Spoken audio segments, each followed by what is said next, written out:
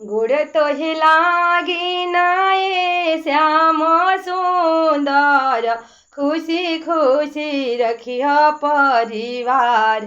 ए कान्हा खुश रखिया आंगना दुआर, खुश ही रखिया कान्हा गोदी के बालकावा। रे खुश रखिया भरला भंडार।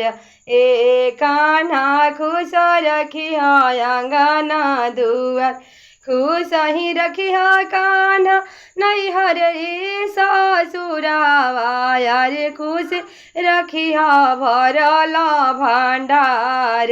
ए कान्हा खुश रखिया आंगना दुआर, खुश ही रखिया कान्हा भाई रे भतीजावा। रे